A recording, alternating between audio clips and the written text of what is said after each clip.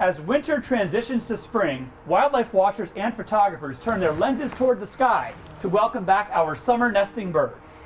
With me today here at Sunset Park in downtown Ocean City, Maryland is my friend Kim Abplanalp. Kim is a wildlife conservation photographer, and she spends much of her time photographing birds here along Maryland's coast. Good morning, Kim. Good morning, Jim. So, Kim, what do you enjoy so much about photographing birds and wildlife? Well, it's just a really fascinating subject. I mean, it's endless, it's vast. We get every type of bird species in Worcester County here. It's fascinating, and it's an endless subject. You never know what's going to surprise you. A bird will just land, and it is fascinating. All true.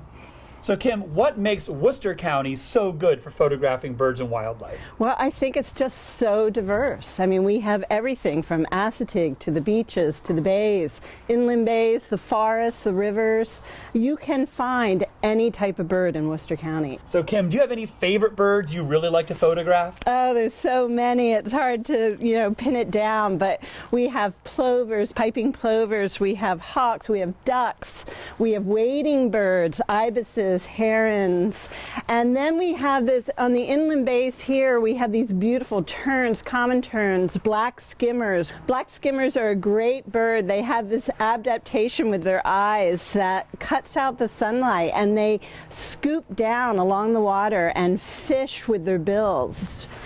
They're a beautiful bird to watch. Wildlife watching and photography are fast-growing sectors of the tourism industry. Around 86 million Americans participate and spend $76 billion on travel and equipment every year, a 20% increase since 2011. While wildlife watching is at an all-time high, wildlife conservationists have witnessed a sharp decline in some of the species that Kim and her friends love to photograph. With me now is my buddy Dave Wilson to tell us about these special birds and about a special project designed to keep them nesting along Maryland's coast for future generations. Hey, Dave. Good to see you, Jim. So, Dave, what is happening to birds like black skimmers and common terns? Well, over the past 20 to 30 years, we've seen their population decline by about 90 to 95% for common terns, royal terns, and black skimmers. And the reason for that is that we don't have places for them to nest anymore. These are birds that need to nest on islands. They can't nest where there's predators.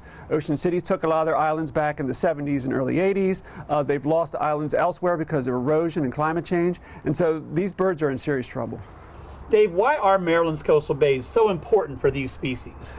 Well, the species that I mentioned, common terns and black skimmers in particular, they don't nest anywhere else in Maryland. So the whole Chesapeake Bay, that is not adequate nesting for them in terms of islands and what they need. So in the coastal bays, they have a fresh supply of forage fish, of food, islands that they need to nest on. So just in that tiny sliver of Maryland is where these birds nest, and the only place they are capable of nesting. So Dave, tell us a little about this exciting new project designed to help skimmers and terns. Well, as I mentioned, common terns and black skimmers are in serious trouble.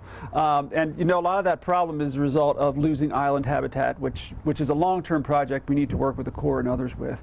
But in the short term, we have some a really great project to help these birds survive in Maryland. It's Audubon Mid-Atlantic, the Coastal Bays Program, DNR are all working together to create really is a 32 by 32 foot raft for these birds to nest on in Chincoteague Bay. And so we have enlisted folks from Massachusetts Coastal Trust and others and volunteers from all over Worcester County for the most part who are creating this raft. We're going to put it out hopefully this spring if all goes well with permitting and then hope these birds nest on it down in Chincoteague Bay in Maryland, just south of South Point. Wow, incredible. So building a floating island to help the birds nest. Yeah, this is the only place. Common terns and black skimmers, they're pretty much out of habitat to nest on. And so they will nest on an island that floats if it doesn't get inundated with water. And if it has, it'll be replete with decoys and chick shelters and you name it. It's going to be a great project. Wow, very cool. So Dave, what can locals and vacationers do to help these birds? Well, really, it's pretty simple. Stay off of sandy islands, right? If there's islands that are at low tide, they're underwater at high tide, that's fine. But most of the islands are posted. If it's posted, please stay off of it. Please keep your dogs off of it. That is key because they cannot take disturbance in their habitat. Also, if you see someone on these islands, you need to call the Natural Resources Police. It wouldn't be summer along Maryland's coast without our beautiful, elegant terns and skimmers. We hope you'll visit soon with your camera and binoculars when you're traveling Maryland's beach and beyond.